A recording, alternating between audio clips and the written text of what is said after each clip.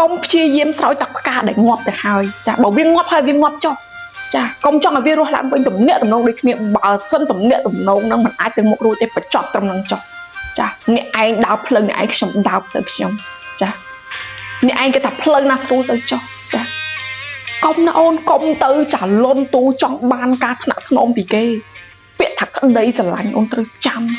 មនុស្សស្រឡាញ់គ្នាគេមិនដែលធ្វើឲ្យគ្នាពិបាកចិត្តទេគេមិនដែលទុកគ្នាចោលទេគេខ្វល់ខ្វាយពីគ្នាណាបើសិនជាអូនទៀមទាពីគេបានតែកាយគេតែចិត្តគេអូនអត់បានទេចារស់នៅរាល់ថ្ងៃបានតែខ្លួនគេតែរាងកាយគេចិត្តគេចាចិត្តគេអត់មកទេអូនចារាងកាយគេមកមែនប៉ុន្តែចិត្តគេមិនមកអូនត្រូវចាំអូនមានក្តីសុខអស់ដោះលែងគេទៅបើដោះលែងគេឲ្យដោះលែងខ្លួនឯងដែរចារោអ្នកផ្សេងអូនចារោអ្នកផ្សេង